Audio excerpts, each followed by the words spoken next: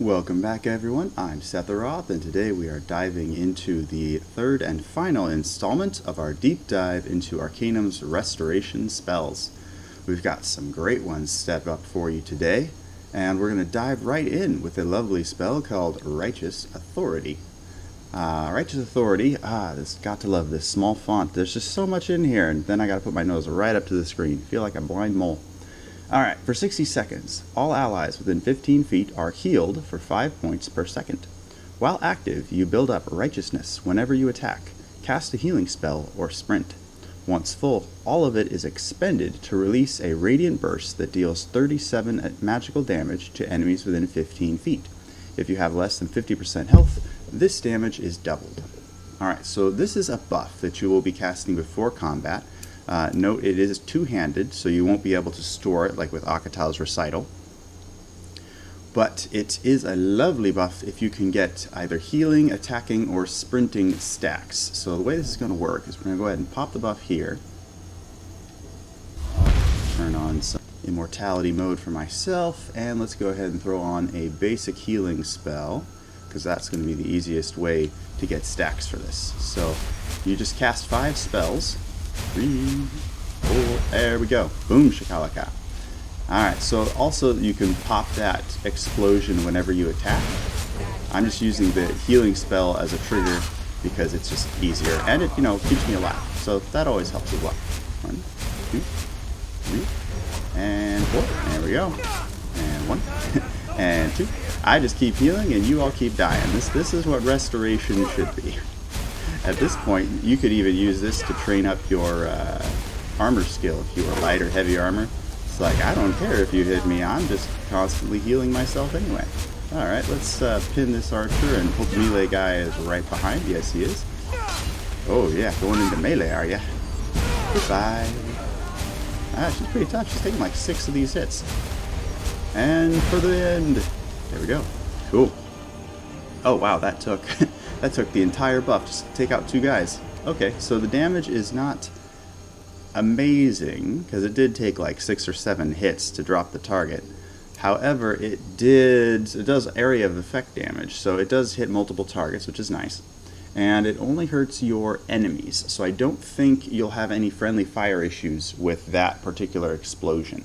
Now you can also trigger that same explosion when you attack 5 times or you sprint 5 times. And I'm sure those stack, like if you healed twice, sprinted, and then attacked twice, it would proc and you get that burst. But while you also have that buff going, keep in mind you also regenerate for 5 points per second. So when I was combining that with the healing spell, just a basic healing spell, it was enough to keep me alive. And if you have less than 50% health, that magical explosion of damage will be doubled.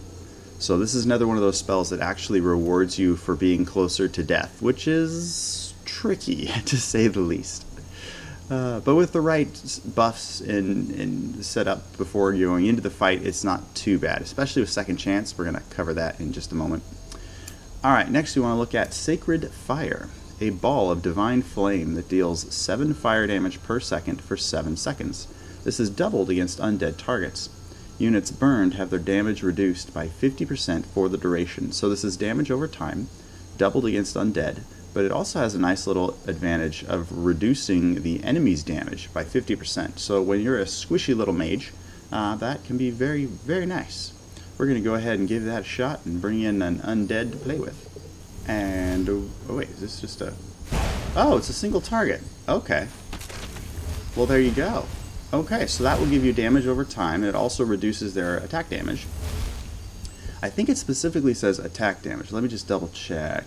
Their damage. Okay, so I assume that also includes magical damage, because it just says flat damage. It doesn't specify, I guess, between physical damage or magic damage. So this might also be useful for shutting down mages at a distance, and it would definitely be helpful against dragons. I mean, how are you going to miss something the size of a bus?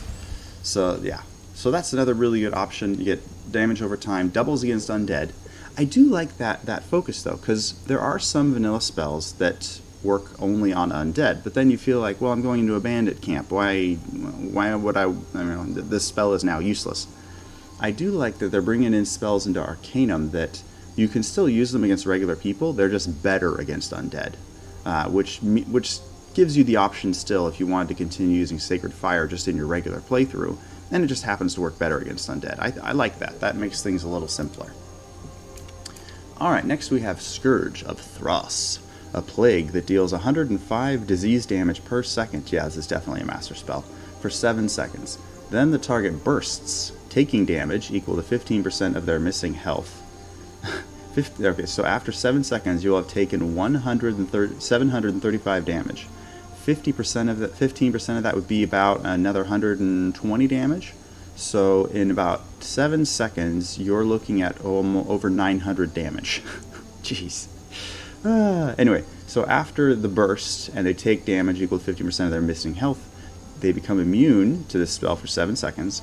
But they spread the plague to nearby targets, so we should be able to use this on multiple opponents and see what happens. Okay guys, you're not gonna like this. Oh, it's a touch spell. Oh, that's lovely. Excuse me, sir. Tickle, tickle, tickle. Okay, so when he dies... Oh, come on, I need you to explode. I need you guys to be in a group here. I need you guys to be together. Oh, jeez. Okay, there we go. Okay, so the real killer in this spell is the fact that it will transfer like a disease from one target to the other upon death. So if you can keep guys clustered together, like they're coming at you, you can use this one spell and they'll just get it. Oh wait, is that the afflicted refugee? No, that's just a bandit. Huh. Alright, I don't know why he's so friendly, but demo it is. Oh, actually he's got quite the health pool. Oh, is he actually going to survive 7 seconds with this spell? No. Jeez, the sound effect there is great. It's just like a wet, flapping, slapping sponge sound. Very good. So this is clearly one of those combat-oriented restoration spells. Definitely going for disease damage there. Yeah, so that's definitely something to save up for. That will clear hordes of melee characters. The archers and mages are a little tougher because they like to spread out, but at least that'll take care of lots of groups of small things. And it does a lot of damage. Like, even if you were just doing that to a dragon, that would still do quite a bit of damage. The downside, of course, is it's a touch spell, so yeah, touch at your own risk, I guess. Okay, next we have Second Chance. For 60 seconds, gain 75% bonus health and stamina regeneration. Very nice. If you would die during this time, instead you are revived at full health and Second Chance is dispelled. Alright, so first off we have to switch, well, I think we have to turn off both Immortality and God Mode, because we'll have to actually have the capacity to die. No, don't really particularly need anything. I have a feeling we're going to have a disagreement very soon. Need something? But in the next 60 seconds, I'm gonna need you all to try and kill me. I know. I'm a rude host. I brought you out here just to kill me. It sounds bizarre, doesn't it? All right, that's 2. No, sir, you're helping too. There we go. All right, come on. Come on. You guys got to be able to do better than this. We've got a bandit outlaw here. We've got a high movement. We've got an archer. Wow, this guy is tankier than I thought. Okay, no, you're helping too, sir. All right, here we go. Second Chance for the win. Ta-da! Yeah. All right. Okay, now we'll switch back real quick. Switch back to Immortality mode so I don't ruin the demo here. All right. So as you can see, Second Chance is a beautiful, beautiful spell that allows you to come back from the dead once every 60 seconds. And during the time that you have the buff, your health and stamina regeneration are also enhanced. So again, this is not a spell that you can Arcatiles because it is two-handed. Double check. I think so. Yeah, it's a two-handed spell. So unfortunately, it's not something you can do with Arcatiles, although that would make the game super, super easy. Yeah, so that's probably for the best. But if you know you're going into a massive boss fight, or you're going to face Alduin or something, particularly a modded Alduin, yeesh, then this is definitely your best chance, because, yeah, this is a big help. Particularly with me as a mage. I tend to run mods that make traps super deadly, so I would end up popping one of these every time I was going into a different hallway. Anyway, moving on. We have Solemn Penance, finally, font big enough to read. You lose 80% of your current health, your restoration spells are 22% stronger for 40 seconds. Okay, so given that I'm already fighting 4 bad guys, that's probably not the best option here. I'm trying to find something. Alright, we'll do Torid Therapy next. That's a good one.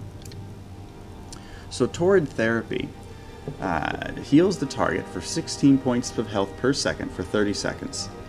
Which, I mean, obviously that seems very counterproductive. Why on earth would you heal the target? However, when you heal them like this, it reduces their armor by 150 and their magic resist by 45%. So what you do here is you combine Torid Therapy, which adds on healing and lowers their magic resist, and you throw in Malpractice that absorbs 90 points of health per second if they are under the effects of a healing spell or effect. So we just give them a tap and then give them a drain.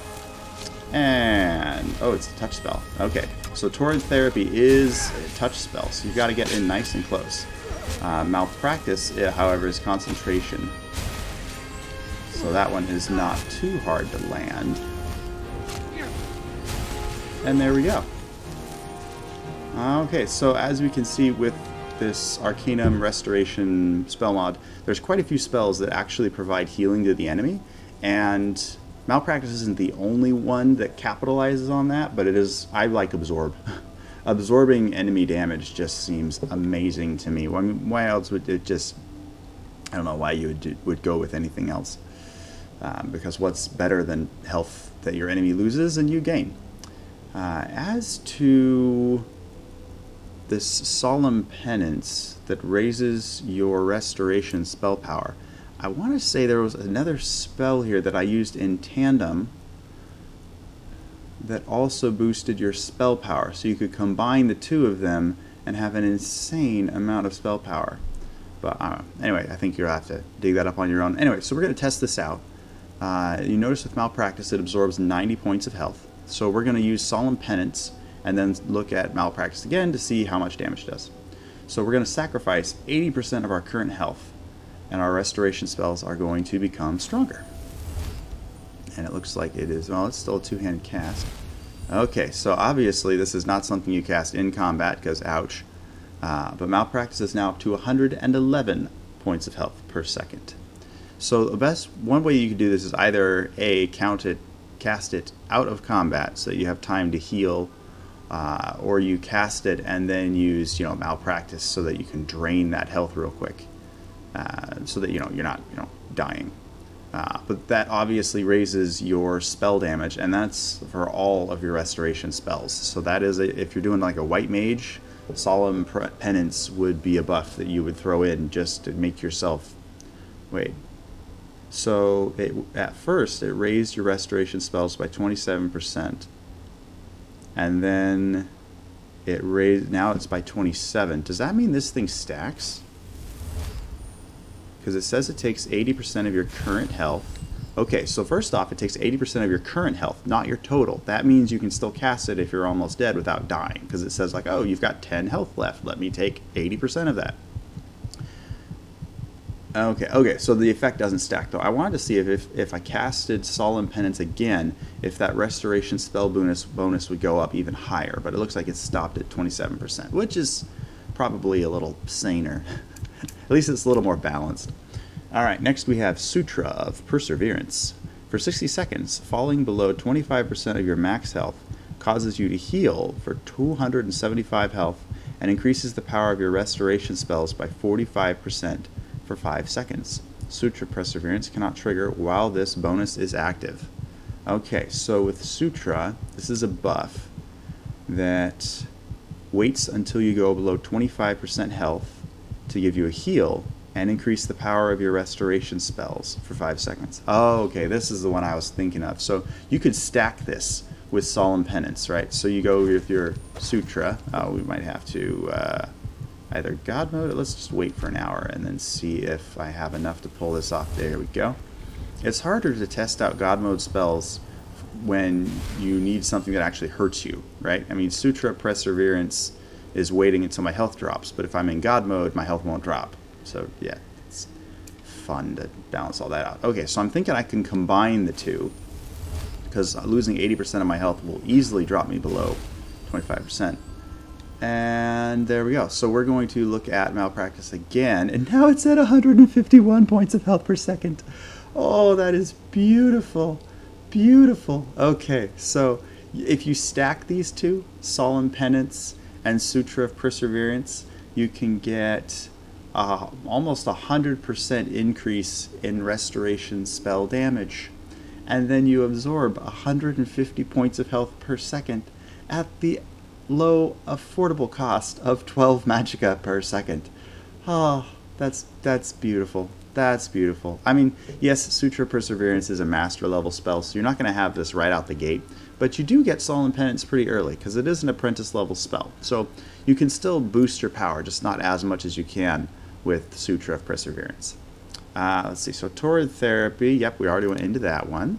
That gives us, okay, so I know some of these are based on whether or not you have an ally. So this is an ally one, this is an ally one, this is also an ally one. I'm seeing a pattern here. Warstorm Ward. This is a good one. Yeah, we could even test this out in God mode if we want to. All right, increase your armor rating by 151 points. Negate up to 151 points of spell damage or effects. Enemies around you take 25 points of magic damage per second. This I very much like.